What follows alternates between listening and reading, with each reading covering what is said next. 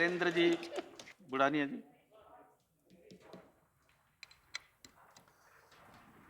धन्यवाद सर। सबसे पहले तो मैं विवेक गुप्ता जी को धन्यवाद देना चाहता हूं कि वो बहुत ही महत्वपूर्ण अमेंडमेंट बिल लेके आए हैं जो आज देश की सबसे बड़ी आवश्यकता है। कलराज मिश्रा जी को मैं बहुत लंबे समय से जानता हूं। कलराज मिश्र जी, जिनको मैं बहुत लंबे समय से जानता हूं, और इनकी कार्य क्षमता को, इनके काम करने के तरीके को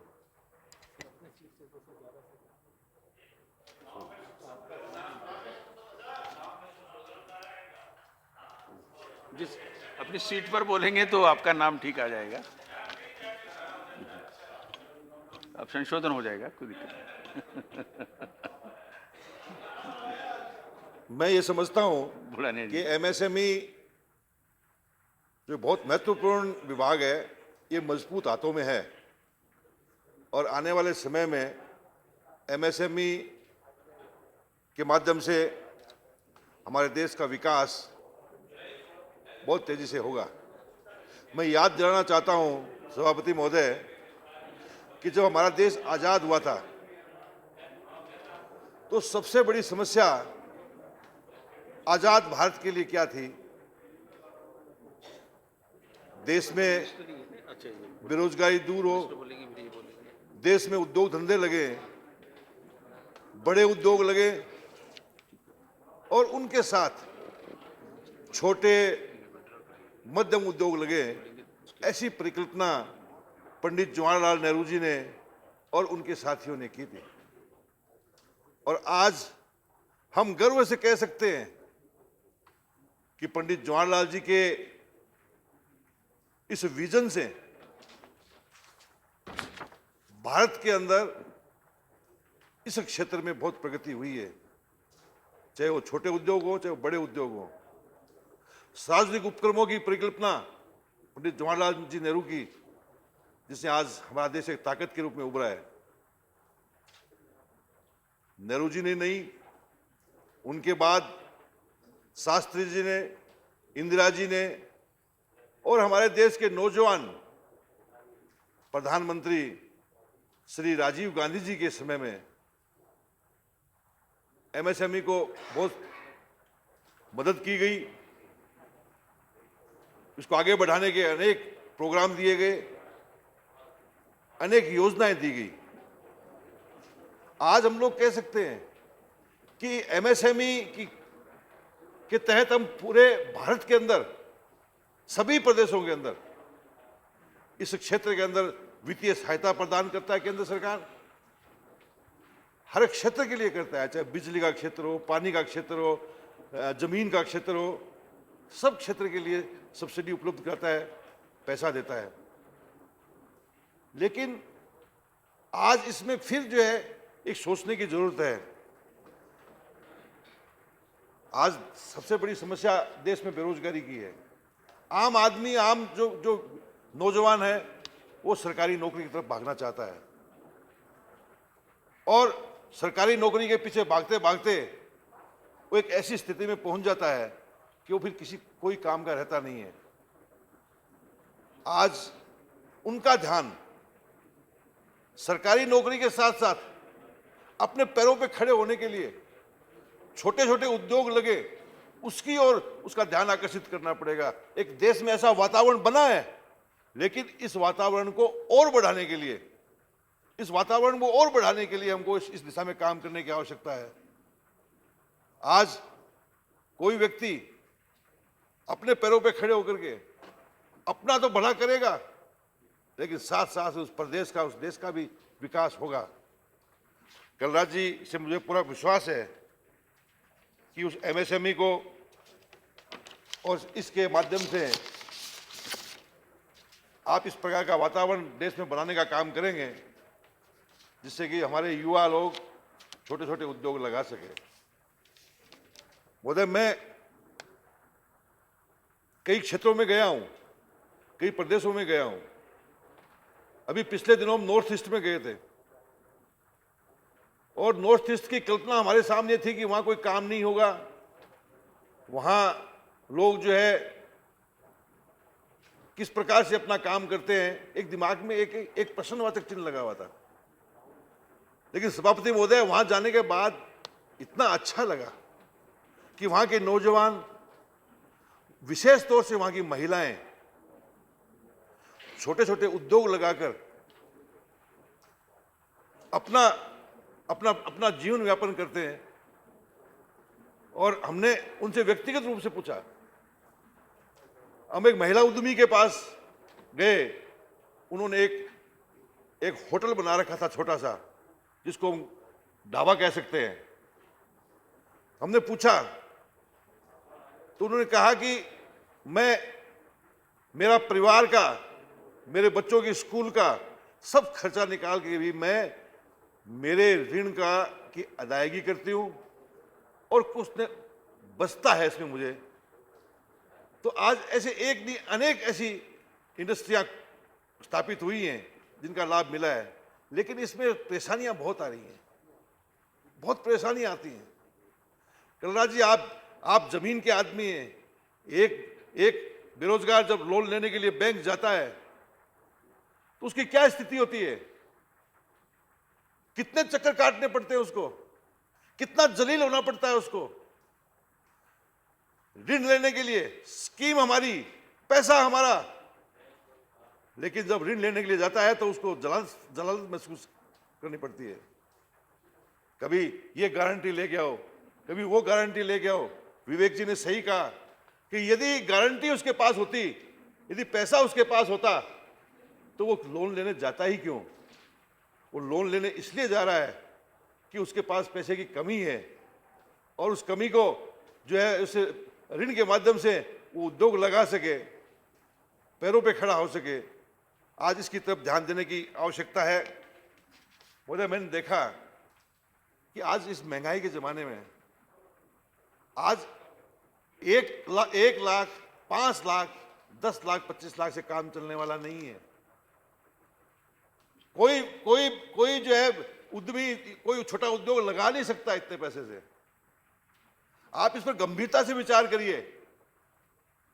आप गंभीरता से विचार करिए कि आज एक छोटा सा साबुन की फैक्ट्री खोल ले, या वो जिस प्रदेश में रहता है वहां पे वो जूट का काम करे, या वो जो है छोटे छोटे जो धंधे हैं गांव के अंदर वो अपने काम करे, तो क्या वो इतने पैसे से काम कर सकता है?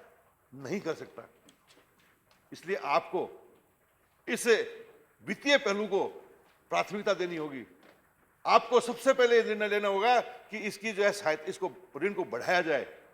और मैं ये कहना चाहता हूं कि इसको 5 करोड़ से 10 करोड़ तक का आपको इसका देना चाहिए। अभी हमारे साथी ने सरफेसी की बात कही, ये बहुत इंपॉर्टेंट बात कही है कि आज हमारी जो है कुछ मदद के अभाव के अंदर हमारी जो है इंडस्ट्रियां सिक हो रही हैं, सिक पड़ी हैं। उनको रिवाइव करना बहुत जरूरी है और ये रिवाइव हो सकती है मदद से, और वो मदद मिलनी इनको जरूरी है। तो मैं समझता हूं कि इसके ऊपर आप विशेष ध्यान देंगे। मैं धन्यवाद देना चाहता हूं KVIK को कि उसने देश में बहुत अच्छा काम किया है। KVIK के माध्यम से बहुत से उद्योग लगे हैं, सफल हुए हैं, सहायता उनके द्वारा दी जा रही है, ये हमने नजदीक से देखा है। फिर भी आपको इस KVIK को भी बहुत मदद करनी होगी, इसके ऊपर थोड़ा ध्यान देना होगा। महोदय, एक स्कीम और जो हमारे देश के अंदर PMEEGP, ये स्कीम भी बहुत अच्छी स्कीम है और इसके माध्यम से बहुत से नौजवानों को इससे राहत मिली है। लेकिन इसमें भी वही समस्याएं सामने आती हैं, वही बैंकों से मदद की समस्याएं सामने आती हैं।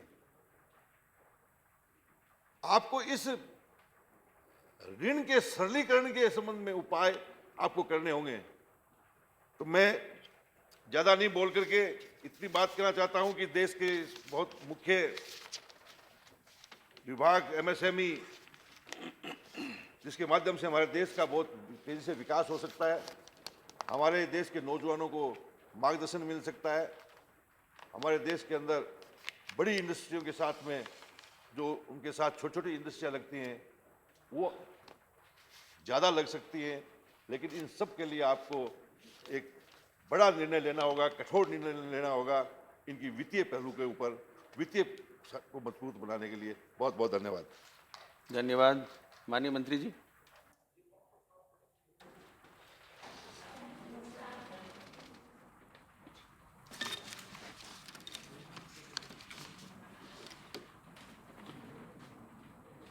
मान्यवर, आज के इस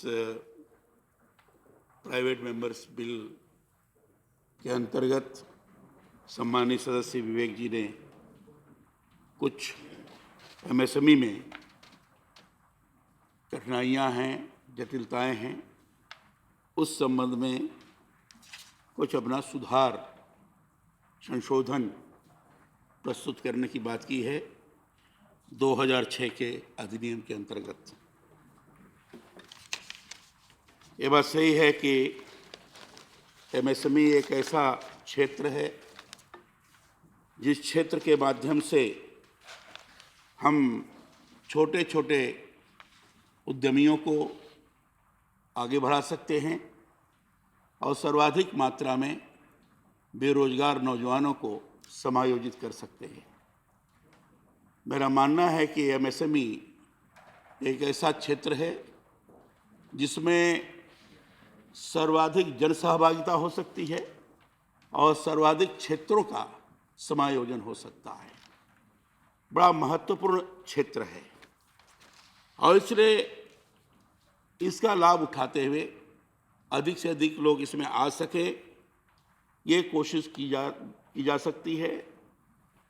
हमारे यहाँ बेरोजगारी की समस्या कितनी भयंकर है इसके बारे में बताने की आवश्यकता नहीं है। छोटे छोटे उद्यमियों को जिस तरीके से आकर्षित करते हुए उद्यम लगाने की दृष्टि से प्रेरित किया जाना चाहिए, वो भी किया जा रहा है। लेकिन जिन बाधाओं के बारे में हमारे श्रीमान विवेक जी ने, श्रीमान नचियप्पन जी ने और श्रीमान नरेंद्र जी ने वर्णन किया है, ये बात सही है कि वो बाधाएं विद्यमान हैं। बाधाओं के कारण विशेषकर बैंक के कारण परेशानी जाती है और कई औपचारिकताएं इस तरीके से पूरी करनी पड़ती हैं जिसके कारण समय के अंतर्गत वो चीज़ नहीं आ पाती है। परिणाम ये होता है कि कभी कभी वो उद्यमी निराश होकर बैठ जाता है। जो उनकी शर्तें होती हैं, शर्तों में भी कभी कभी विफल हो जाता है। 3 महीने के अंदर अगर नहीं ले पाता है तो एनपीए के कारण वो बेचारा और त्रस्त हो जाता है। ये कठिनाइयाँ हैं। हम सब लोगों ने इसके बारे में विचार किया है। अब विचार करने के पश्चात जैसे आपने कहा कि इसका सरलीकरण होना चाहिए, हमारे सम्माननीय विवेक जी ने भी कहा, आपने भी कहा, हमारे श्रीमान नचियप्पन साहब ने कहा और बहन जी ने भी कहा कि इसका सरलीकरण होना चाहिए। उस सरलीकरण के संबंध में हम विचार कर रहे हैं। उस संबंध में हमारी प्रक्रिया भी प्रारंभ है। कई तरफ से जिस ढंग से लघु उद्यमियों को परेशान होना पड़ता है, इधर उधर भागना पड़ता है, हमारी कोशिश ये है कि कम से कम उनको इधर उधर भागना पड़े और औपचारिकताओं को पूर्ण करते हुए बैंक के द्वारा उनको ज़्यादा परेशान न होना पड़े। एक टाइम लिमिट के अंदर, एक समयबद्धता के अंदर उनको सारी चीज़ें प्राप्त हो जाए, ये हमारा प्रयास है। क्योंकि हम ये जानते हैं कि एमएसएमई हिंदुस्तान के आर्थिक व्यवस्था का रीढ़ है। हमारे यहाँ कोई बहुत अधिक विस्तार तो नहीं है, जैसे अभी बताया, उल्लेख किया उन्होंने, बहुत सही उल्लेख किया कि जो रजिस्टर्ड यूनिट है वो बहुत कम है, अनरजिस्टर्ड ज़्यादा है, और उसके बावजूद भी निर्माण के क्षेत्र में 45% है और ग्रोथ रेट के क्षेत्र में जो पूरा ग्रोथ रेट है उसमें लगभग 8% है और निर्यात के क्षेत्र में 43% है।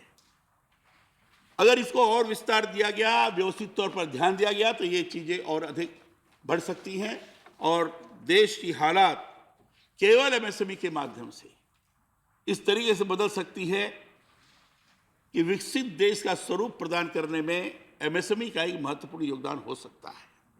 तो एमएसएमई का इतना महत्व है और इसलिए इस बात को ध्यान में रख करके ही छोटे छोटे उद्यमियों को परेशानी न होने पाए, हम लोगों ने कुछ करना शुरू किया। जैसे एमएसएमई ऑनलाइन हमने लॉन्च किया है, उससे भी लोगों को बड़ा फ़ायदा होगा और भी हम वेब पोर्टल वगैरह लॉन्च कर रहे हैं जिससे लोगों को लाभ होगा।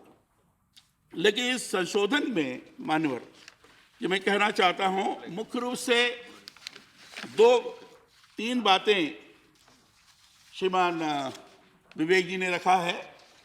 ये तो ना रखा है कि 2006 के उसमें 10 में 10A और 10B ये बढ़ाया जाए। उसमें उन्होंने कहा कि प्रत्येक बैंकिंग फिक्स्ड डिपॉजिट की दर से 1% की ज़्यादा दर पर एमएसएमई को कर्ज देगा। बैंकिंग पॉलिसी का निर्धारण रिजर्व बैंक ऑफ इंडिया करता है, उनको कुछ गाइडलाइंस है।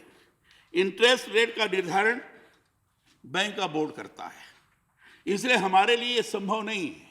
हाँ, ये ठीक है कि जो टास्क फोर्स बनाया गया था उसके अंतर्गत उसमें कुछ गाइडलाइन हैं, रिजर्व बैंक ऑफ इंडिया ने गाइडलाइन दिया है, उस आधार पर चीज़ें चल रही हैं। लेकिन इसको हम नहीं कर सकते, रिजर्व बैंक ऑफ इंडिया ही अपने हिसाब से कर सकता है, इसलिए ये इस पर कठिनाई है। दूसरा, उन्होंने क्रेडिट गारंटी फंड की सीमा 2 करोड़ रुपए तक बढ़ाना है, ये उन्होंने कहा है। इस विषय में हमें प्रयोग कर रहे हैं, एमएसएमई की तरफ से एक प्रयोग किया जा रहा है। वर्ल्ड बैंक से धनराशि लेकर हम कार्य प्रारंभ किए हैं, इसके अनुभव के आधार पर हम भविष्य का निर्णय ले सकते हैं। और तीसरी बात, केंद्र सरकार समय समय पर एमएसएमई में धनराशि तथा इक्विटी धनराशि की उपलब्धि के लिए नोटिफिकेशन जारी करे, ये इन्होंने कहा है। विवेक जी ने और हमारे सम्मानित सदस्यों ने देखा होगा कि बजट में इस बार स्वयं जो वेंचर कैपिटल है वो 10,000 करोड़ का रखा गया है। तो समय समय पर हम केंद्र सरकार बजट के माध्यम से इसका प्रयत्न करती है। पिछले बजट में अभी घोषणा की गई है, इसके पहले भी जो बजट थे उसमें भी घोषणाएं की गई और इसलिए इसमें धन की उपलब्धि के दृष्टि से समय समय पर शासन के द्वारा धन के प्रवाह की दृष्टि से किसी प्रकार की कठिनाई और दिक्कत नहीं होगी, उसको हम करने की कोशिश कर रहे हैं। जैसी आवश्यकताएं प्रतीत हो रही हैं, उन आवश्यकताओं के आधार पर कितना धन लग सकता है उसका हम सदुपयोग कर सकते हैं, ये हमारा प्रयास है ताकि हम लघु उद्यमियों को अधिक से अधिक आकर्षित कर सकें। तो धन के प्रवाह की दृष्टि से मैं मान्यवर को इतना ही कहना चाहता हूं कि इस दिशा में हमारा लगातार प्रयत्न जारी है, सरकार की तरफ से चीज़ें की जा रही। मैं बताना भी चाहूँगा कि जो सूक्ष्म लघु और मध्यम उद्यमों में इक्विटी पूंजी के अंतर प्रवाह को बढ़ाने की कोशिश की गई थी, इसमें आरंभिक विकास के शुरुआती चरण में हमने उद्यमों सहित एमएसएमई को इक्विटी तथा ऐसे ही वित्तीय उत्पादों की उपलब्धता बढ़ाई जा सके, सरकार और भारतीय रिजर्व बैंक समय समय पर कई उपाय करते रहे हैं। इसमें वित्तीय वर्ष 2008-9 में एमएसएमई में विशेष रूप से नवप्रवर्तनों के लिए प्रौद्योगिकी से जुड़े एमएसएमई जो रिस्क कैपिटल है उसकी आवश्यकता को पूरा करने के उद्देश्य से वित्तीय वर्ष 2008-9 के लिए केंद्रीय बजट में जोखिम पूंजी वित्त पोषण के लिए सिडबी में 2000 करोड़ रुपए की एक निधि का गठन की घोषणा की गई थी। इसी ढंग से जोखिम पूंजी निधि के माने रिस्क कैपिटल के अलावा अंतर्गत सिडबी एमएसएमई के इक्विटी प्राथमिकता पूंजी वैकल्पिक रूप से परिवर्तनीय ऋण पत्र, गौण ऋण आदि के रूप में जोखिम पूंजी सहायता प्रदान करता है और साथ ही प्रतिष्ठित वीसी निधियों की समय निधि में भी योगदान करता है। 31 मार्च 2012 तक एमएसएमई में आरसीएफ के तहत 1000 करोड़ रुपए की राशि ली गई है और पूरी तरह से प्रतिबद्ध की गई है। इसी ढंग से 2011-12 में भी 2000 छोटे एमएसएमई को अपने संचालनों के स्तर पर सक्षमता प्रदान करने के लिए 100 करोड़ रुपए का India micro finance equity fund स्थापित किया गया था। 30 नवंबर 2012 की स्थिति के अनुसार बैंक ने निधि से 37 एमएफआई के लिए 104 करोड़ रुपए की राशि प्रतिबद्ध की है। माननीय मैं कहना चाहता हूं कि 2013-14 में इस निधि के लिए 100 करोड़ की राशि उपलब्ध कराने का प्रस्ताव किया गया है और इसी ढंग से लगातार हम, जहां तक पूंजी का प्रश्न है, एमएसएमई को आगे बढ़ाने की दृष्टि से धन पूंजी उसको घोषित करते जा रहे हैं और उसका उपयोग भी होता जा रहा है। और मैं ये बताऊं, मार्च 12 तक 396.343 करोड़, मार्च 13 में 502.459 करोड़, मार्च 14 में 615,976 करोड़, इतना हमने खर्च किया है, मैंने इसमें डाला है। तो उस दृष्टि से लघु उद्यमियों को आकर्षित करने के हिसाब से धन प्रवाह चलता रहे, इसके लिए बराबर हम काम करते जा रहे हैं। तो उसमें किसी भी प्रकार की कठिनाई और दिक्कत नहीं आएगी।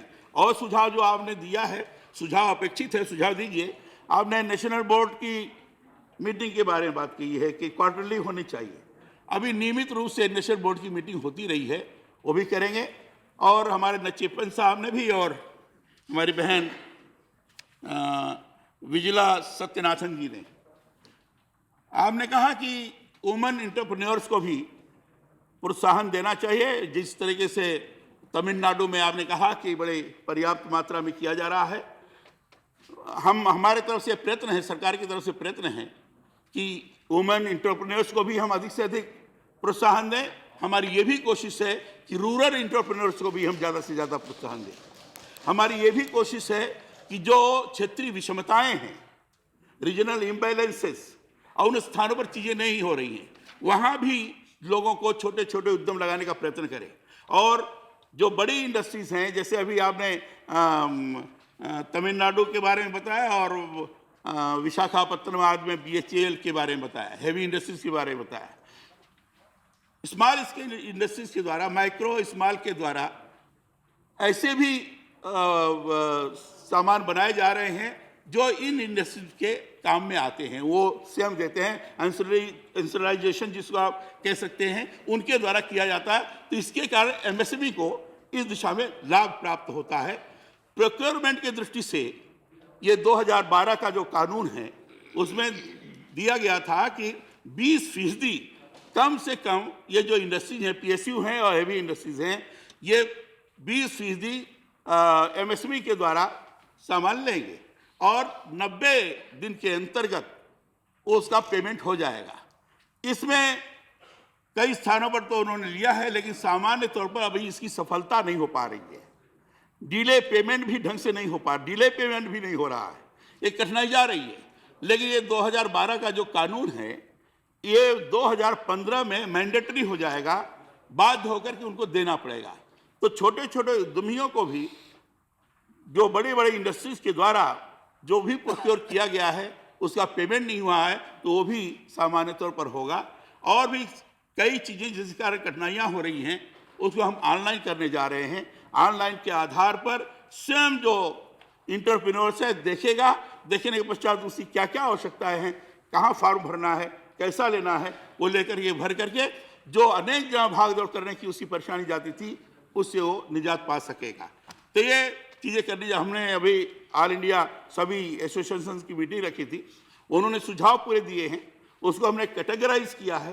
कैटेगराइज करते हुए उनको हमने भेज भी दिया कि ये आपकी दिक्कतें हैं, इसको हमने संज्ञान में लेकर उसके आधार पर और भी क्या क्या चीज़ें हो सकती हैं इसको हम करने का प्रयास कर रहे हैं। हमारी कोशिश है कि हिंदुस्तान के सब तरफ एमएसएमई के क्षेत्र में जितनी भी सारी चीज़ें आती हैं उसको हम ले जाएं और उस माध्यम से अवेयरनेस करते हुए लोगों को साथ में जोड़ सकें, हमारा प्रयास है। इसी दृष्टि से स्किल डेवलपमेंट का भी हमारा कार्यक्रम चल रहा है।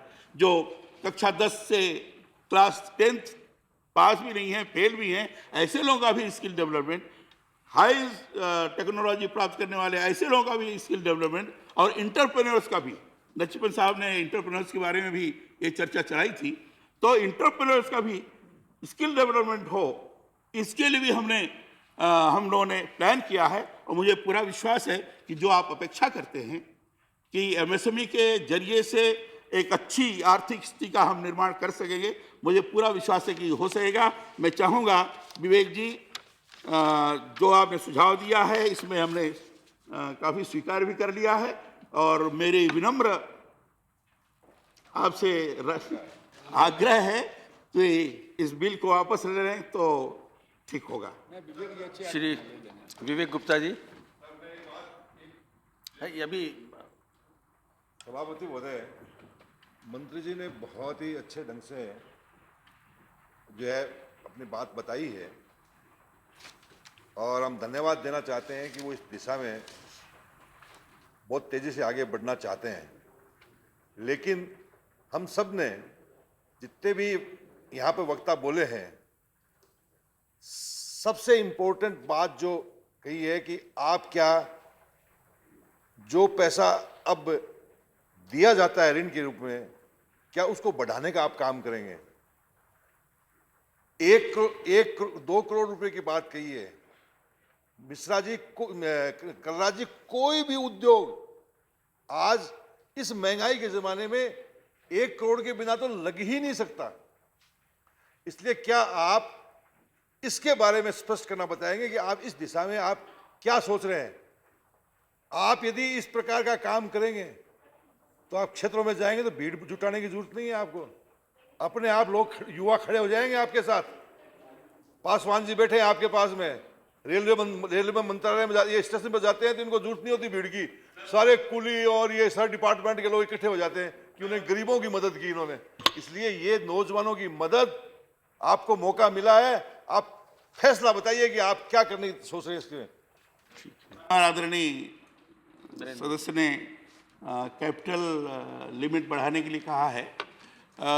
मैंने पहले ही कहा कि हम सरलीकरण की प्रक्रिया को आगे बढ़ाने का प्रयास कर रहे हैं, और साथ ही साथ अभी बजट में भाषण में हमारे वित्त मंत्री महोदय ने वेंचर कैपिटल जो 10,000 करोड़ का घोषित किया है, उसमें कहा है कि इस संबंध में विचार करने के लिए हम 3 विभागों की कमेटी बनाएंगे, MSME, reserve bank of India और फाइनेंस। इन सारी चीज़ों में विचार करते हुए ये इसके अंतर्गत आ सकता है। और इस संबंध में चूँकि तत्काल भी कुछ कहना उपयुक्त नहीं होगा, लेकिन जो आपने कहा है इसको स्वयं हम सब लोग अनुभव करते हैं कैसे वो व्यवस्थित हो, इसके बारे में विचार किया जाए। विवेक गुप्ता सर, एक लाइन खाली मेरा कलराज, माननीय सम्माननीय मंत्री कलराज जी से विनम्र निवेदन रहेगा।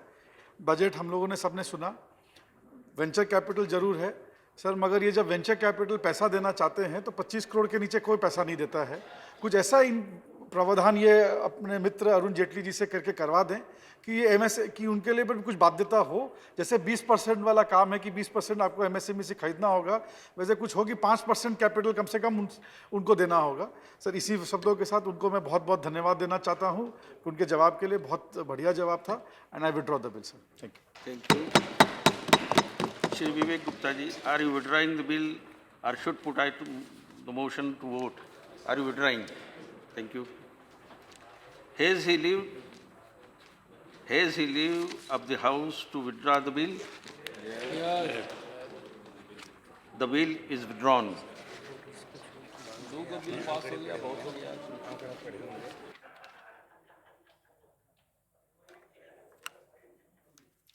The compulsory military training bill 2012.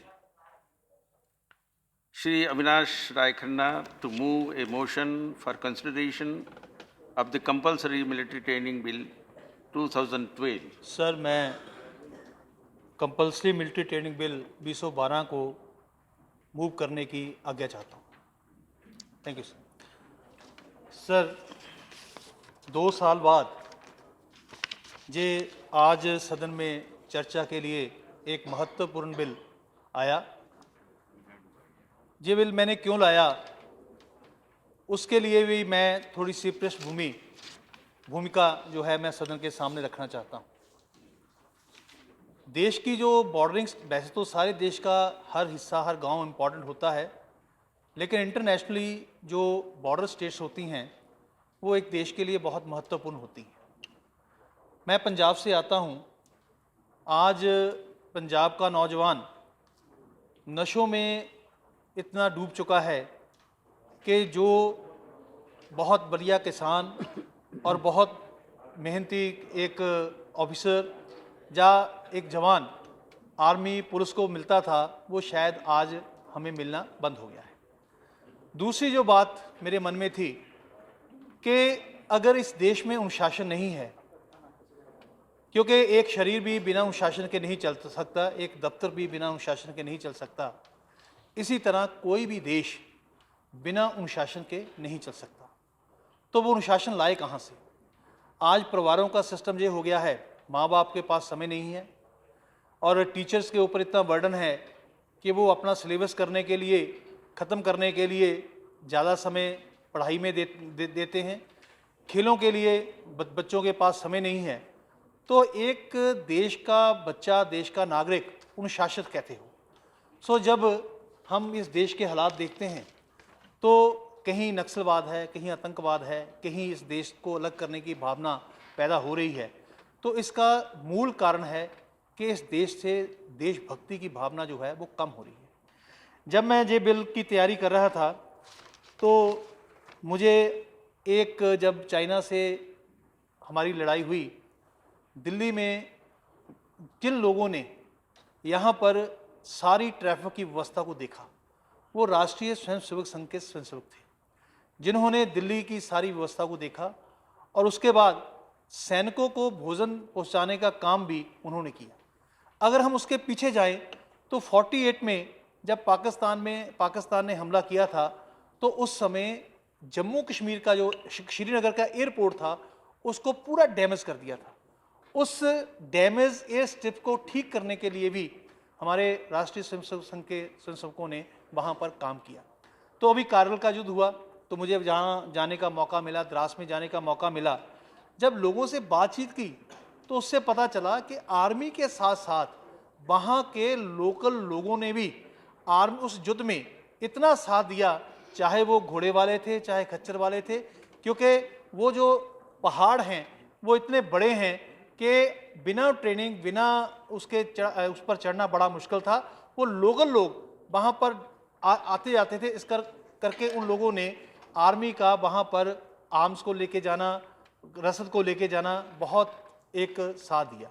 सो अगर इन घटनाओं को देखते हैं तो उसमें ये पता चलता है कि अगर इस देश के बच्चों को 10वीं से लेकर कोई भी एज तय की जाए, अगर एक अनुशासित करने के लिए ट्रेनिंग दी जाए, तो उस ह्यूमन रिसोर्सेज, मैं समझता हूँ कि भारत में दुनिया का दूसरा बड़ा ह्यूमन रिसोर्सेज है। पॉपुलेशन के हिसाब से हम इतने ह्यूमन रिसोर्सेज हैं, उनको हम अच्छे ढंग से उन रिसोर्सेज को यूज़ कर सकते हैं। यहाँ हम बार बार कहते हैं कि आबादी कम करने की बात है, वो कब होगी नहीं होगी ये पता नहीं है, लेकिन अगर इतनी आबादी है तो उसको हम अगर ट्रेन करके, जैसे एक इंजीनियर करके बच्चा मिलिट्री ट्रेनिंग लेने जाएगा, तो उसमें हमें आर्मी के लिए, बीएसएफ के लिए और जो फोर्सेस हैं उनके लिए ट्रेंड इंजीनियर हमें वो मिल सकता है। एक डॉक्टर ट्रेनिंग के लिए जाएगा तो एक डॉक्टर उन फोर्सेस के लिए मिल सकता है।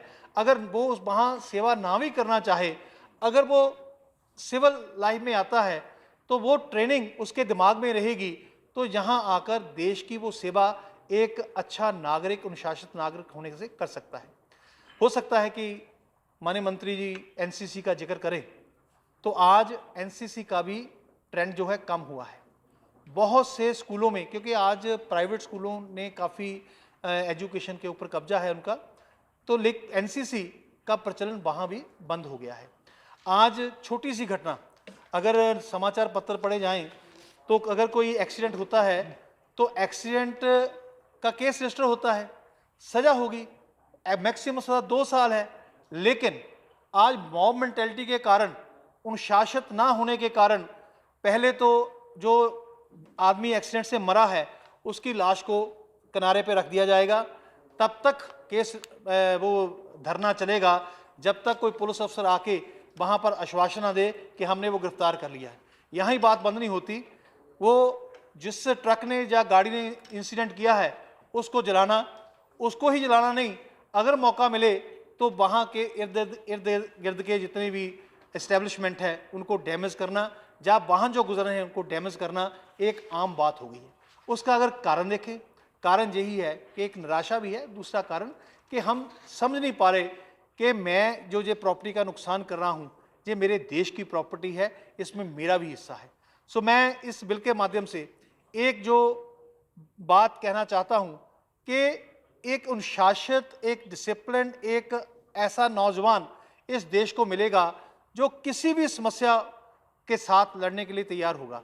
आज छोटी छोटी घटनाएं, आज बहुत बार चर्चा हुई है कि महिलाओं के साथ, लड़कियों के साथ जो दुर्भाव हो रहा है, अगर एक मैंने टीवी के ऊपर एक देखा, टीवी वालों ने सिंपल दिखाने की कोशिश की कि एक गाड़ी में एक सिर्फ प्लांट किया दिखाने के लिए कि आवाज़ आ रही है किसी लड़की की, लोग आते हैं, 1 मिनट खड़े होते हैं, चले जाते हैं, मोटरसाइकिल आता है, 1 मिनट खड़ा चला जाता है। किसी की हिम्मत नहीं पड़ी कि उस गाड़ी को रोक कर देख कर जब कह सके कि इसमें क्या हो रहा है। सो ये एक दर्शन है देश का, देश की साइकोलॉजी बताते हैं कि आज का नौजवान शायद वो हिम्मत हार चुका है कि अगर मैंने मदद करने की कोशिश की, अगर मैंने यहाँ कहने की कोशिश की, तो शायद जो उसके ऊपर ही को केस हो जाएगा।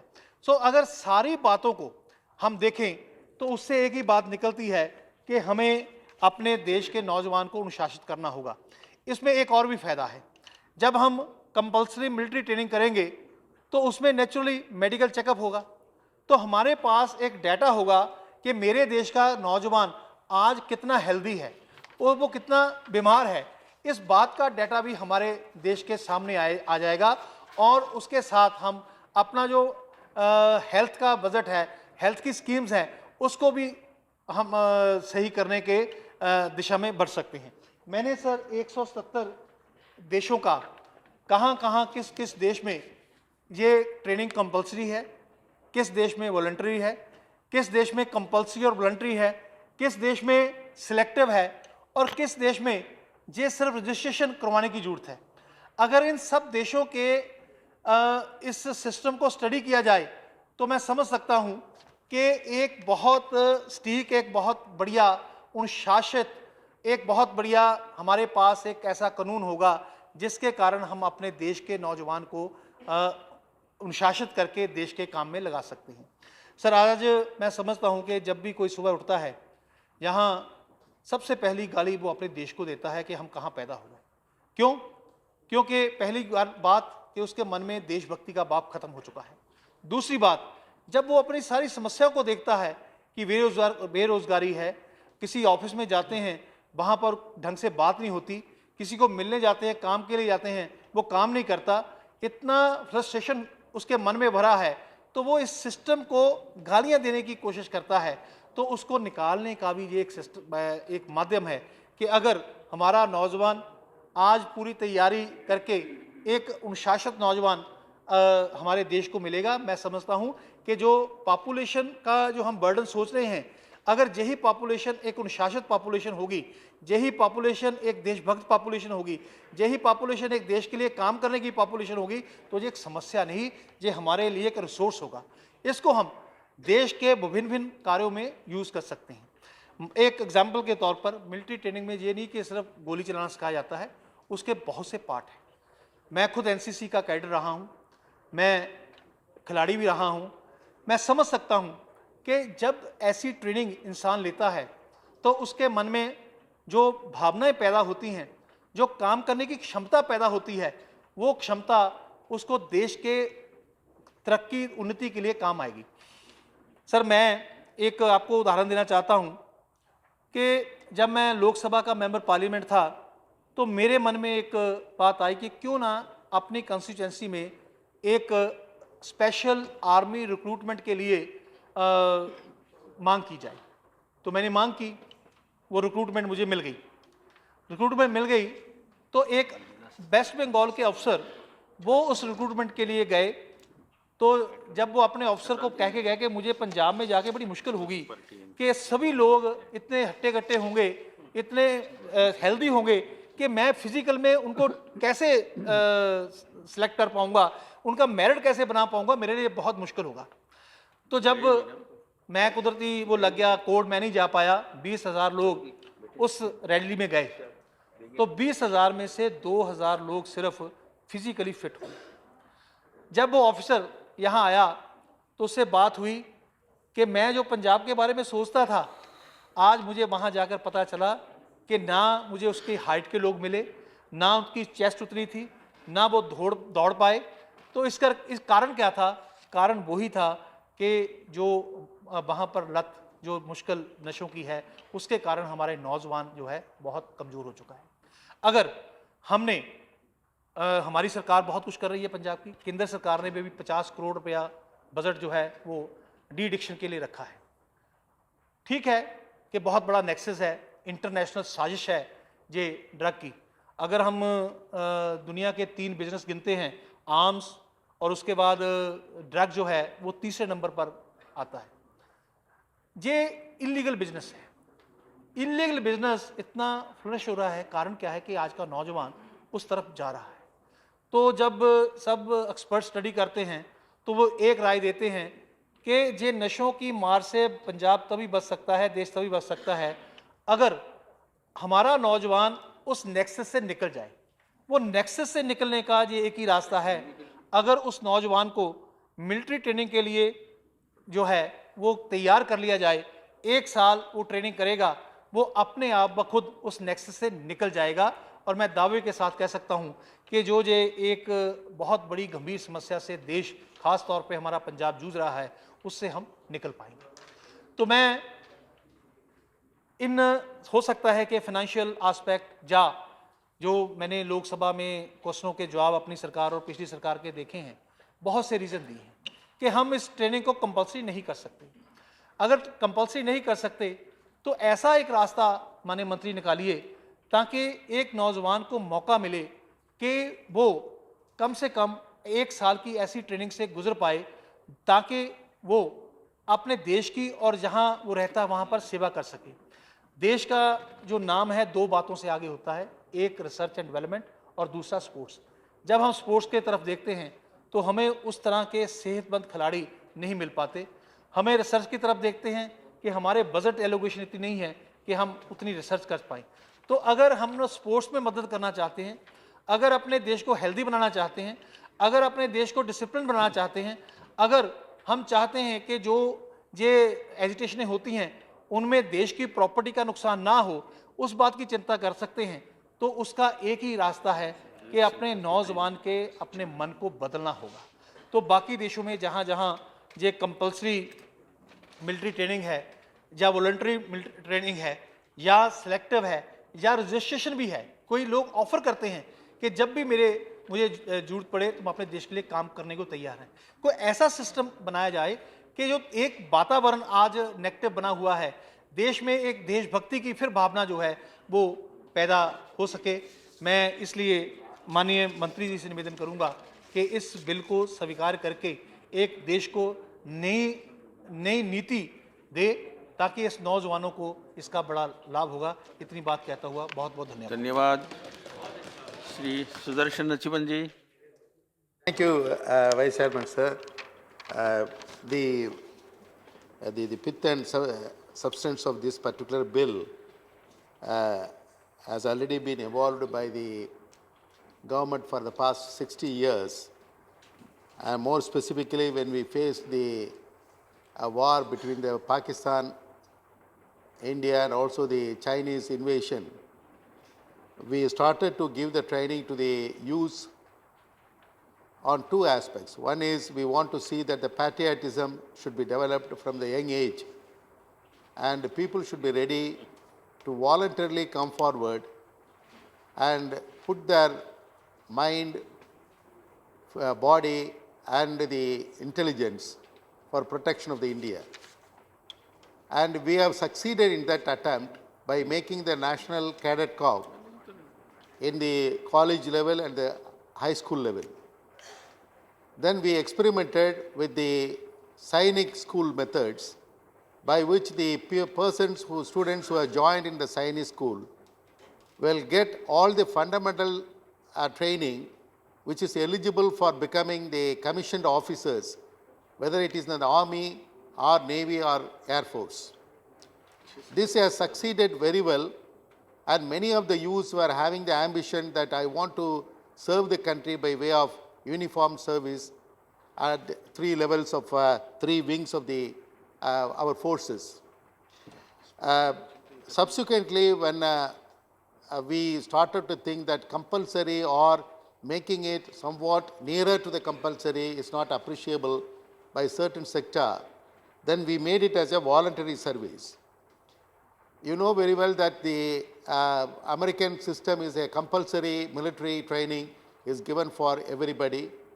But after the Second World War, it has gradually waned away.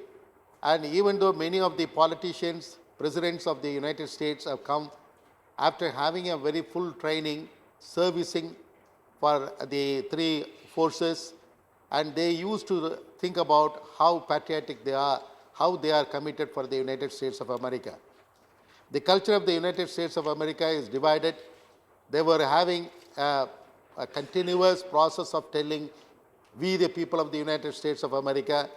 We never say in India that when we are going for catching the vote, we never say you vote for India. But in America, they used to ask for the United States of America. Therefore, they have to again and again remind to the people who were having the origin from Europe and other countries, Asian countries who lived there by their own meritorious services, and having separate federal setup, they want to remind the people we are not a separate country, we have got a United States of America. But India is somewhat similar to that. We have also united, even though we have got different ethnic, linguistic, and other geographical area, culture, and other things. We never become united by way of any religion or any unified country. We are also the country of United States. Union of States have become the Bharat and India.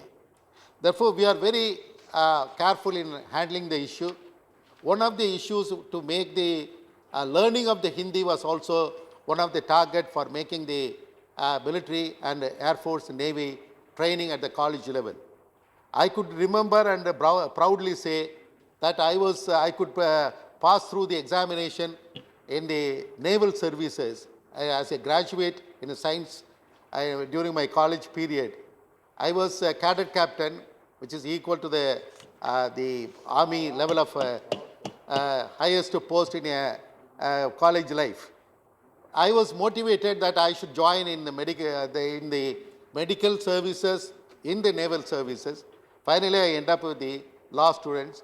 As our Honorable Law Minister is here, the lawyers are last resort. We used to come. We used to come to the law colleges, but now it becomes a fashion to go to the law colleges. But at the same, pursued his career in the Navy, the Parliament would have been a loser, isn't it? इनका experience जरूर काम आएगा. Therefore, we are very proud of having a training at the Training का youth उपयोग period, which clearly indicates us wherever there is a small touch on the nationalism or anything against the state, against the nation, we cannot tolerate it. That training is very much necessary for India because we are coming to the globalized economy where there is no boundary. There is nothing to claim ourselves that we belong to a particular country. The world is now open. But we cannot live long in that universal way of global economy and other thing. Everybody is having their own nationality, their own language, their own ethnic mentality and everything. Therefore, I appreciate the attempt of our friend Honorable Avinashi Rai Khanna for bringing this particular bill so that we can express our views on this matter.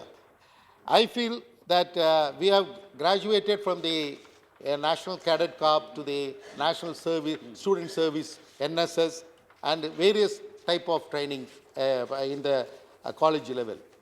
But now the training is not physical training alone. It was once people used to feel that military service or Air Force, it is only you have to go for a drill, you have to fast for so many days, you have to hard work, you can go for mountaineering, you have to go for boat sailing. These type of things were thought about. But the military and the uniform service now is totally converted into a scientific method. I feel there will not be any soldier in due course. After a decade, we may not have any soldier. We may be having a system of surveillance by looking, the highest level officer will be looking at the monitor and find out where the enemy movement is there. Then they will attack from certain locations. Therefore, the human resources are not going to be tortured like that in the conventional way of military services or Air Force or the naval forces. We are gradually going into the scientific method of protecting our country. We are going gradually to the level of understanding each and every aspect in scientific way rather than the conventional methods. But at the same time, as we are brought up in the culture that our body should be fit for anything, any consequences, any facing of any opposition by way of physical battle-like situations. Similarly, our mind should also be very stable to look at the issues whenever there is a battle or war situation has come up. Similarly, we should have the intelligence to use it. We are all the people who accept the soul theory. We are born with the divine power to protect our own, not only our home, not only our family, not only our own town, but we have to protect our own soil, the mother soil, which has brought us to this level. Therefore, the patriotism, now many of the pictures, cinemas which were coming in during 1965 has inculcated a lot of patriotism throughout the India. And Kisan, Lal Bahadur Shastri's slogan of Kisan and the military people, that was also very much appreciated at that time. Nowadays, we are now deviating ourselves from this type of national aptitude or national commitment, national patriotism. These are all becoming in the back burner of Indian society.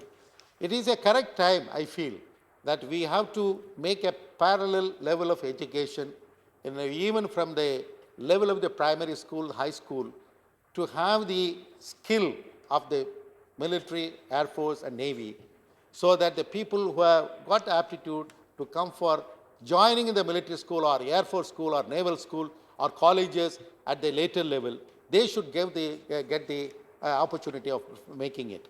Our Honorable Prime Minister Dr. Manmohan Singh, when in the UPA, he even initiated that the high school level there should be Indian Administrative Service training, so that the people who are ready to come forward to have the aptitude to become the administrators of the public services should have that opportunity to learn the things.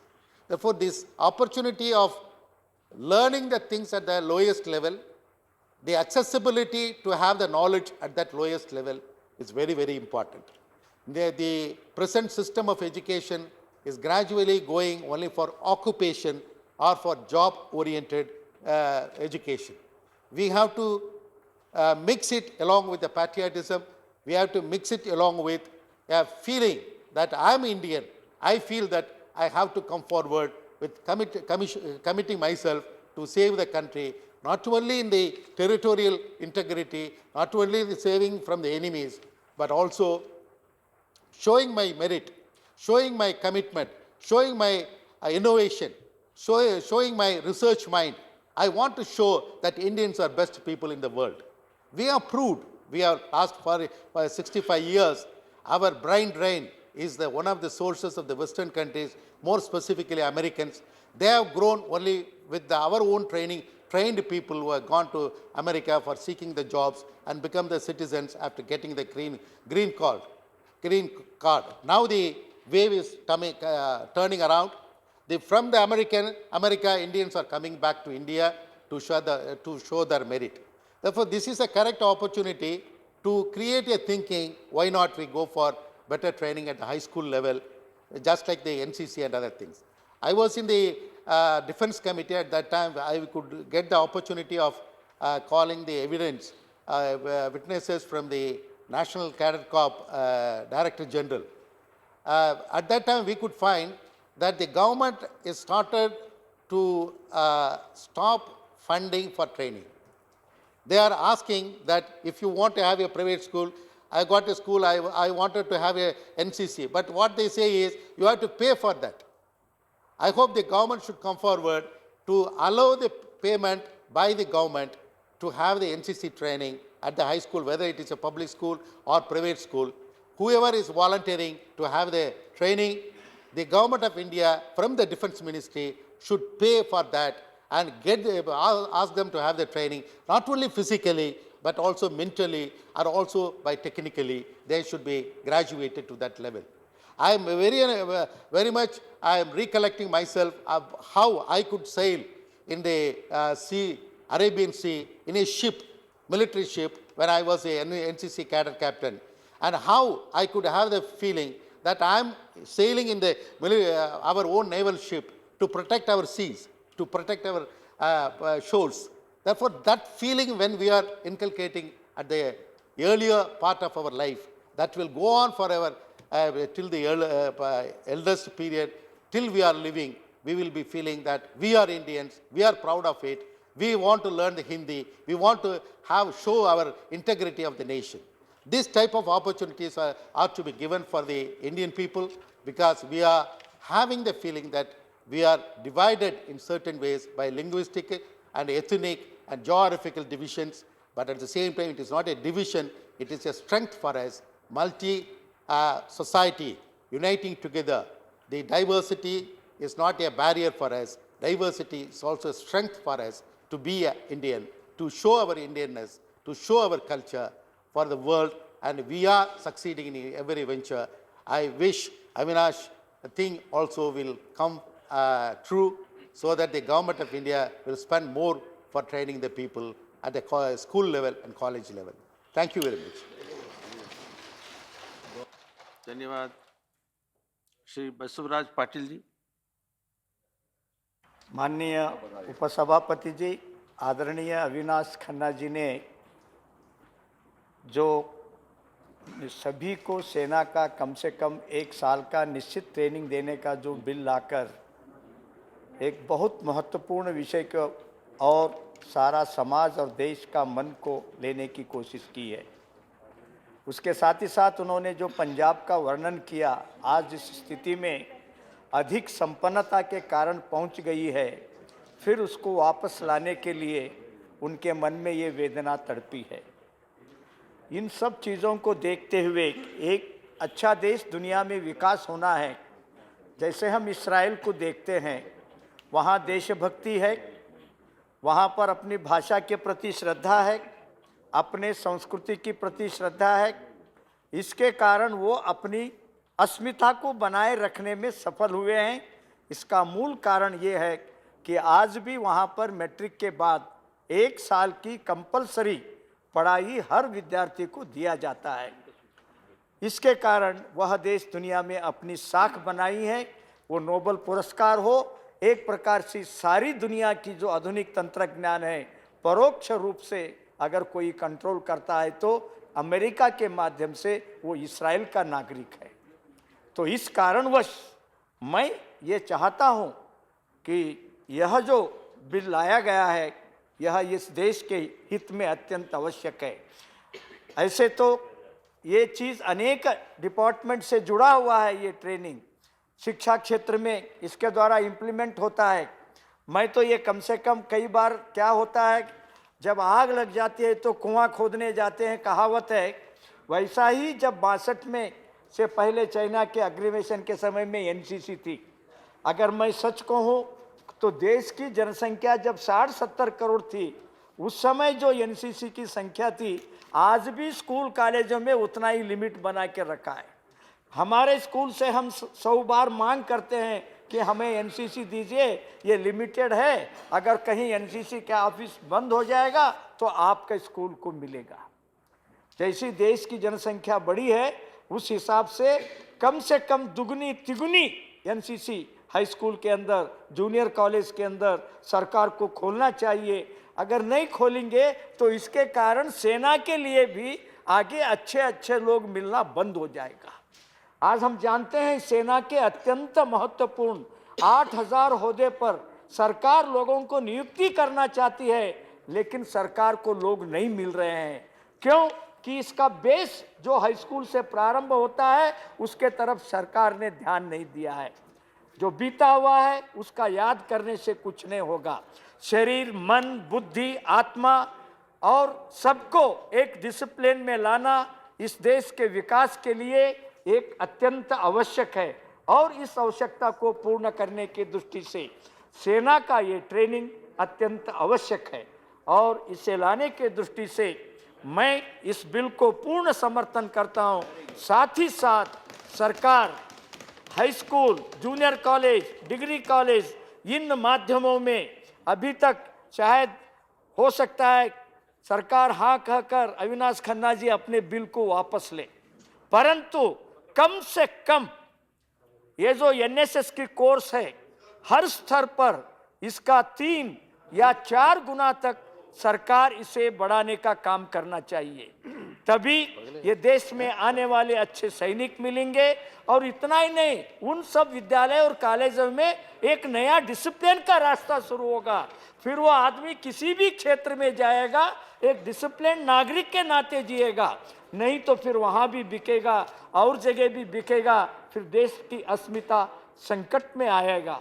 इसे बचाने के दृष्टि से इस bill के माध्यम से मैं ये अवकाश लेना चाहता हूँ कि माननीय संरक्षण मंत्री जी से कि इस देश के हित में फिर एक बार अगेन एंड अगेन मैं आग्रह करता हूँ कि ये जो प्राथमिक स्तर में high school, junior college, degree college में एनएसएस को तुरंत 3 या 4 गुना की संख्या बढ़ाकर भविष्य के भारत के लिए एक अच्छा बेस करे।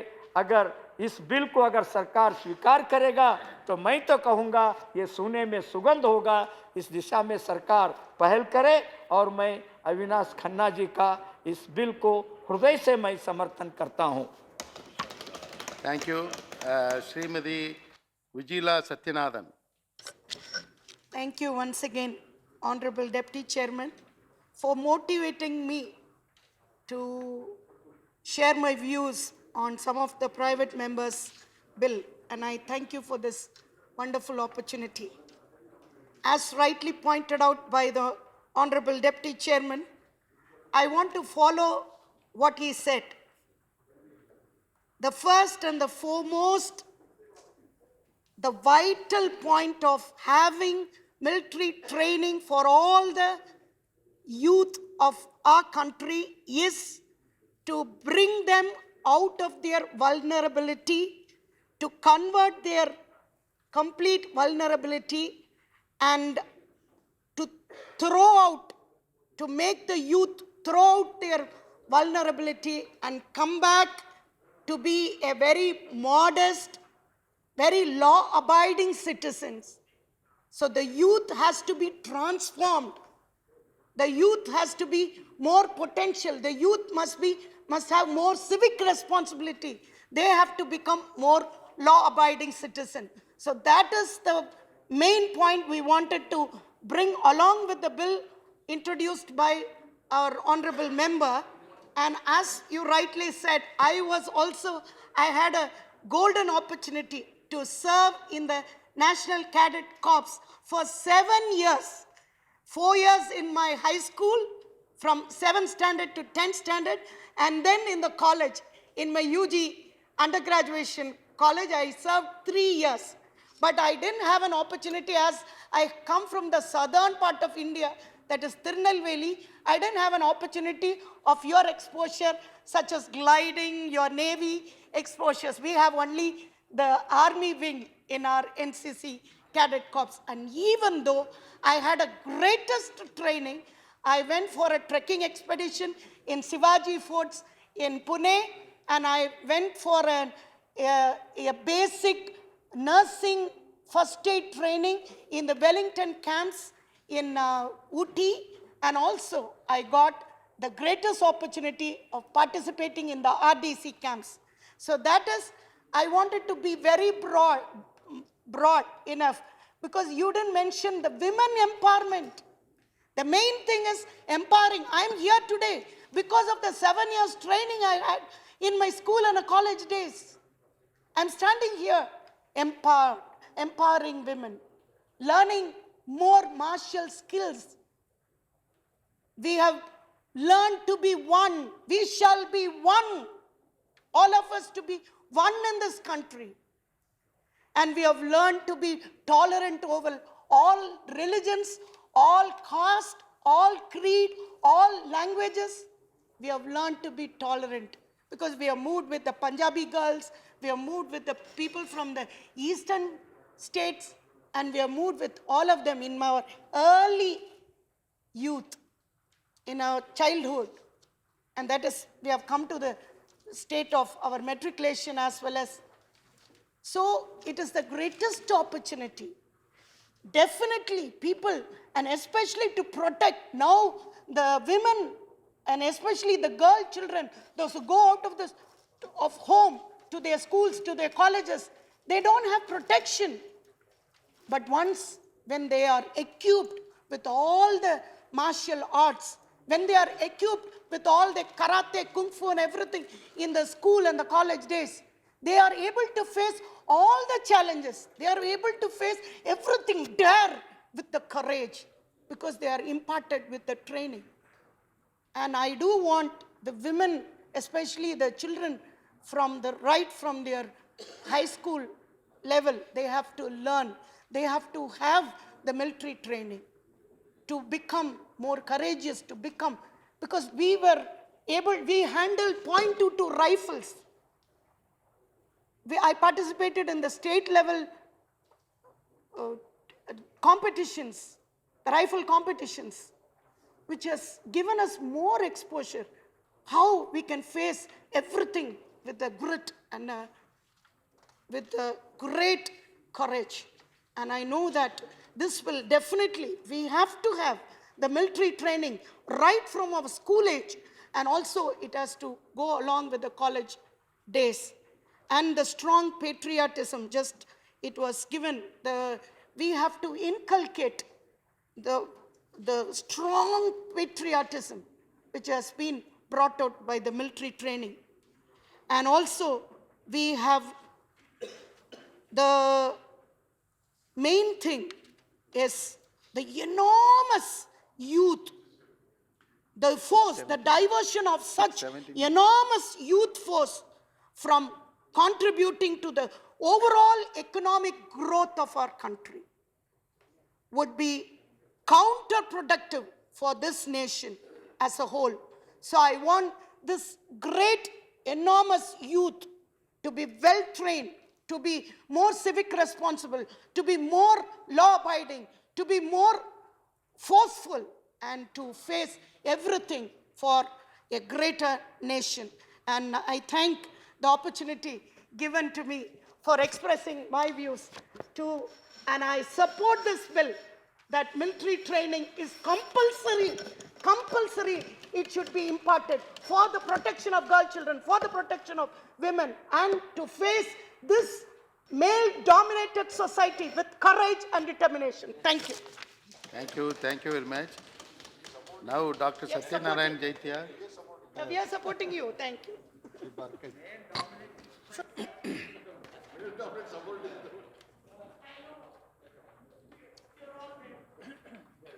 माननीय वाइस चेयरमैन सर, जिस बात की ज़रूरत देश को है और हर राष्ट्र को निर्माण करने के लिए पुरुषार्थ की आवश्यकता होती, बिना प्रशिक्षण के मनुष्य का निर्माण नहीं होता। इस संसार में सदियों से और आज भी अस्तित्व के संघर्ष के लिए अपने आप को तैयार करना होता है। हम व्यक्ति के बारे में विचार करें तो व्यक्ति का निर्माण करने के लिए यदि प्रारंभ से उसका शिक्षण प्रशिक्षण ठीक हो जाए तो निश्चित रूप से प्रारंभ यदि अच्छा हुआ तो आगे भी परिणाम तक जाने के लिए, निर्माण तक जाने के लिए हम उस व्यक्तित्व का निर्माण कर सकते हैं। जितने भी महापुरुष हुए उन सब का अनुसरण, उन सबके बारे में जानकारी प्राप्त करेंगे तो ये लगेगा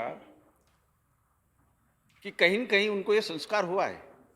मिलिट्री का प्रशिक्षण होना यह एक संस्कार है और मेरा सौभाग्य रहा है कि मैं ऐसे प्रशिक्षण के सैन्य स्कूल के विद्यालय में पढ़ने का मुझे सौभाग्य हो गया। प्रारंभ से ही इस विधा में जाने के कारण से मेरी अपनी जो स्टेमिना है, कार्यक्षमता है, वो धीरे धीरे बढ़ती गई और मैं अपने अभ्यास के लिए जो 3000 मीटर तक, 5000 मीटर तक दौड़ने के लिए तैयारी करता था, वो मैंने 10 किलोमीटर, 15 किलोमीटर और सप्ताह में एक बार 20 किलोमीटर तक दौड़ने में लगाता था। पर ये कोई अकस्मात नहीं हो गया, क्योंकि जहाँ मैं पढ़ता था वहाँ सीआरपी हुआ करती थी और सीआरपी के मैदान पर उनके साथ दौड़ करके वो क्षमता अर्जित करने का काम हुआ करता था। और चूँकि सैन्य स्कूल में पढ़ने होने के कारण से भी मुझे यह ऊर्जा और प्राथमिकता मिली हुई थी, इसके कारण से ये हो गया। तो निश्चित रूप से यह एसीसी हुआ करता था पहले स्कूल के समय में, फिर एनसीसी हुआ करता था, नेशनल कैडेट कोर हुआ करता था और उसके बाद हर महाविद्यालय में इसका होना होता था। आज हम देखते हैं कि शिक्षण के सारे क्षेत्र में जब हम काम करते हैं तो किसी को इस बारे में जाने के लिए मौका नहीं। एक समय था जबकि वर्दी पहन करके जब व्यक्ति निकलता था तो उसको लगता था कि मैं अपनी खाकी वर्दी में पहन करके, खाकी शर्ट डाल करके, निकर डाल करके और फिर फीत लगा करके और जब वो निकलता था तो उसको लगता था कि मैं भी इस देश के लिए काम कर सकता हूँ। हर कोई लाम पर है, मेरा देश वतन में, मेरा वतन मतलब हर कोई काम पर है, मेरा देश लाम पर है। ऐसा करके हम इस देश के लिए हर एक व्यक्ति को तैयार करने का काम करते थे और ये देश भी बहुत बड़ा है। उत्तरम यत् समुद्रस्य हिमादृश्यैव दक्षिणम वर्षतद भारत नाम भारतीय अत्र संस्कृति। तो यहाँ संस्कृति ही भारतीय है, ये निर्माण करने वाली संस्कृति है। और निश्चित रूप से यदि इस संस्कृति के बारे में विचार करने का काम हम करें तो इसके अंदर सारी विधाएं हैं। मैथिली जी के शब्दों में कहा जाए तो हम कौन थे, क्या हो गए और क्या होंगे अभी, आओ विचारें आज मिलकर ये समस्याएं सभी, यद्यपि इतिहास अपना ज्ञात पूरा है नहीं, हम कौन थे इस ज्ञान का फिर भी अधूरा है नहीं, भूलोक का गौरव प्रकृति का पुण्य लीला स्थल कहाँ, फैला मनोहर गिरि हिमालय और गंगा जल जहाँ, संपूर्ण देशों से अधिक किस देश का उत्कर्ष है, उसका की जो ऋषिभूमि है वह कौन भारतवर्ष है। इसका जवाब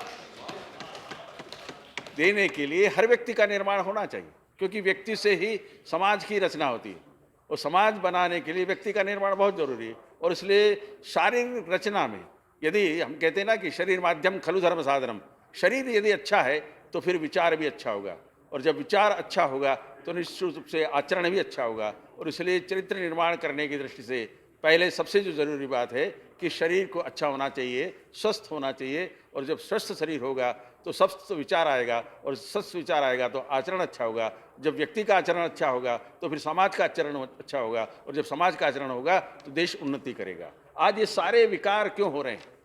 किस प्रकार की घटनाएं हमारे देश में घटित हो रही है? अभी ड्रग्स के बारे में बात की जा रही थी कि ड्रग्स हो गया, इसके कारण से लोगों को बड़ी परेशानी हो रही है, जीवन का रास्ता ही भटक गया आदमी, और इसलिए ऐसे ड्रग्स के रास्ते क्यों जाता है? ये सारी घटनाएं, अत्याचार महिलाओं पर क्यों हो रहा है? अनुसूचित जाति के लोगों पर अत्याचार क्यों हो रहा है? आज हमने अपना संविधान देने के बाद भी उस संविधान का आचरण करने के लिए हम दूरी क्यों हो गए? हमारा संविधान बहुत अच्छा बना हुआ है। हम भारत के लोग भारत को एक संपूर्ण प्रभुत्व संपन्न, समाजवादी, पंथनिरपेक्ष, लोकतंत्रात्मक गणराज्य बनाने के लिए तथा इसके समस्त नागरिकों को सामाजिक, आर्थिक, राजनीतिक न्याय, we the people of India, having solemnly resolved to constitute India into sovereign, socialist, secular, democratic republic, and to ensure and to secure to all its citizens justice, social, economic and political, ये सारा करने के लिए क्या व्यक्ति नहीं चाहिए? इसको करेगा कौन? और इसलिए यदि भारत के संविधान में ये सारी बातें उल्लेखित की गई है, जिसको हमने कहा है कि न्याय, स्वतंत्रता, समता, बंधुता, सबको समानता का अधिकार, ये आएगा कैसे? इसलिए व्यक्ति का निर्माण की विधा जो अविनाश जी ने इस तरह से इस बात को रखने का काम किया है, इससे तो राष्ट्र निर्माण करने का काम करने के लिए एक बहुत बड़ा आधार संबल मिलेगा, राष्ट्र को मजबूत बनाने का संबल मिलेगा। और इसलिए इस राष्ट्र के निर्माण की विधा के लिए यह जो ट्रेनिंग का काम है, और जिसमें कहा गया कि स्कूल के अंदर भी होना चाहिए, खेल जो होते हैं वह भी एक डिसिप्लिन का काम होता है, और जो खिलाड़ी होता है वो कभी थकता नहीं है, खिलाड़ी कभी हारता नहीं है। हम में से बहुत सारे लोग खिलाड़ी रहे होंगे, और इसलिए जब चुनाव के खेल में जब जाते हैं तो चुनाव के खेल में हार जीत तो होती है, और जब हार जीत हो जाती है तो कुछ लोग हार करके बैठ जाते हैं, और कुछ लोग ऐसे हैं कि हार करके भी उसमें से जीत का संदेश लेकर के आगे बढ़ जाते हैं। तो ये जो मनुष्य के निर्माण की दृष्टि से जो संयम है, जो उसमें कहा गया है कि हमारे यहाँ कहा गया मनुष्य निर्माण करने के लिए जो 10 विधाएं हैं, उसमें से यह भी तो एक है, धृति, क्षमा, दमस्ते, शौच, इंद्रिय निग्रहम, धीविद्या, सत्यम, अक्रोधो, दशकम धर्म लक्षण। धर्म यानी कोई पूजा पद्धति नहीं है, धर्म यानी व्यक्ति के निर्माण करने की, पर्सनालिटी निर्माण करने के लिए दीज ये सब कारक हैं, उसके लिए आवश्यक हैं। और यदि ये आवश्यक तत्वों को हम मनुष्य के अंदर संजोने का काम करते हैं तो इसके लिए बहुत ज़्यादा जरूरी है कि मनुष्य के निर्माण करने के लिए उसमें ये सारी बातों का प्रशिक्षण करने के लिए, उसको आगे बढ़ाने के लिए, उसके विकास करने के लिए ये सारी बातों की ज़रूरत होना चाहिए। और इसलिए प्राथमिकता यह है कि चरित्र निर्माण करने की दृष्टि से इस मिलिट्री का ट्रेनिंग होना बहुत ज़रूरी है। निश्चित रूप से नहीं तो डिसिप्लिन आएगा नहीं। और जब देश को संकट की बात होती है,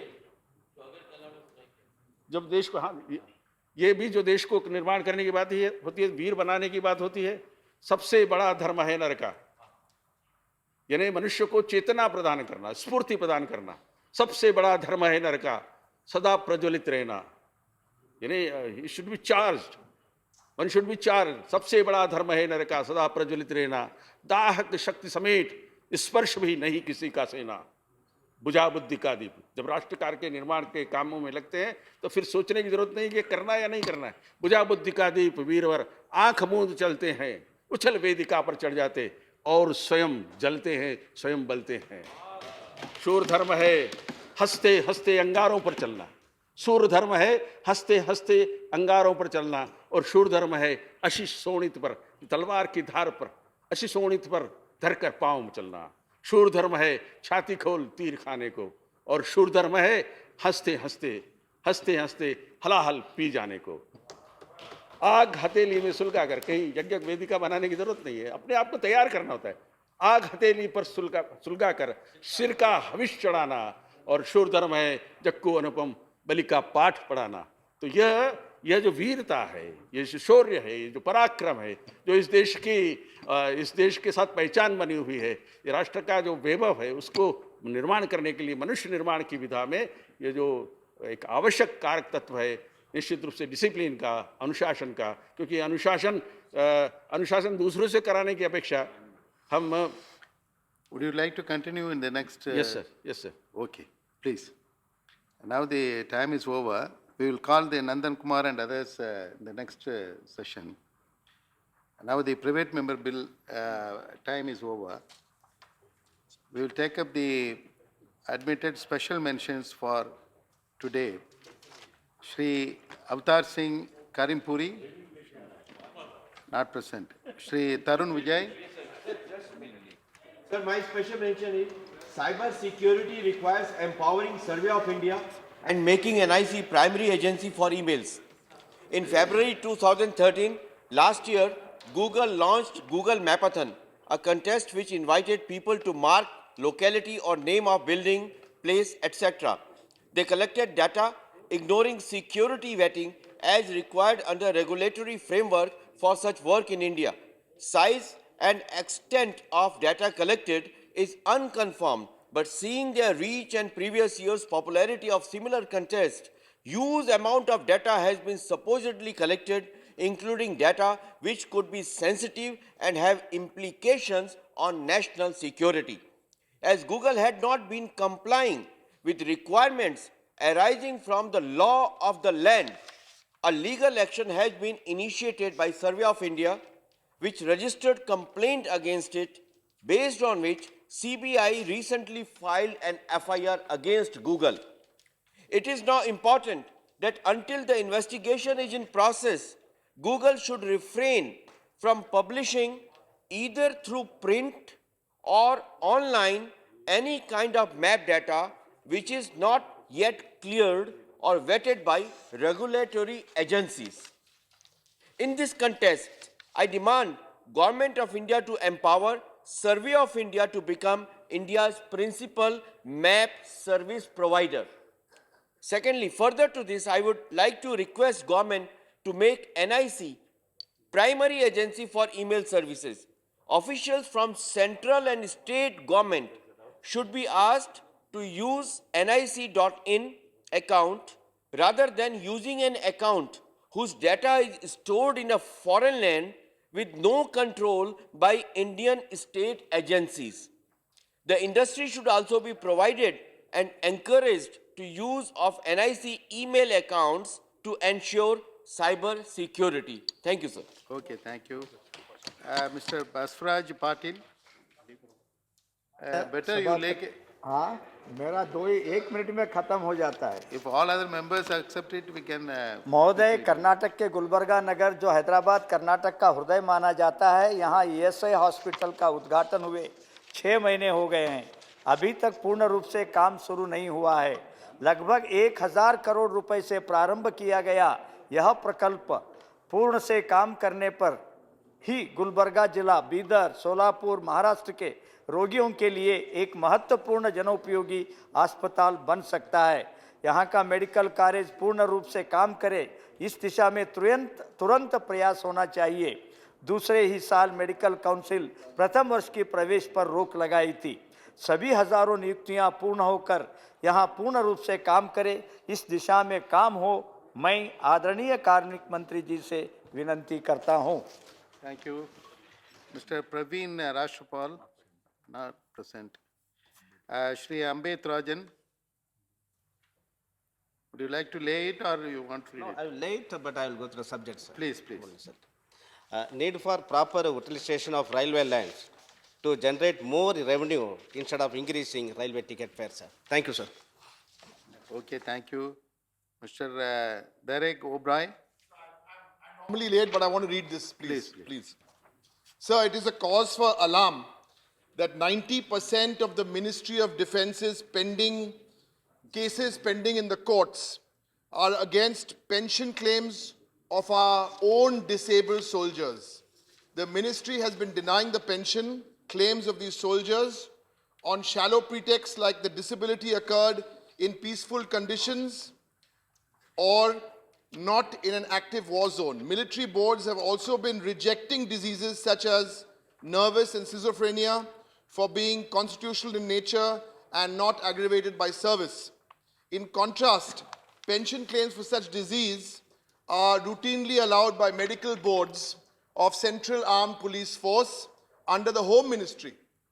Even though the Supreme Court has rendered a series of judgments in favor of our soldiers' claims, the Ministry of Defense has continued to file appeals against claims at all stages. While the Income Tax Department does not go to the Supreme Court, unless the amount involved is more than 25 lakhs of rupees. The Ministry of Defense has often gone there for paltry sums like even a few thousand rupees. Most soldiers cannot afford the costs of protracted litigation and are forced to abandon their claims. It is shameful that taxpayers' money is being used to field top lawyers and pay huge legal fees in an attempt to deny our brave soldiers their rightful dues. I strongly urge the government to ensure that bureaucratic hurdles be removed and these pensions are now released at the earliest. The ministry must stop filing frivolous appeals and grant our brave soldiers the respect they deserve. Thank you, sir. Thank you. Please. Allow me. Vijay is associating, Tarun Vijay. Shri Kiran May Nanda, not present. Now the House stands adjourned to meet on Monday, the 11th August 2014 at 11 a.m.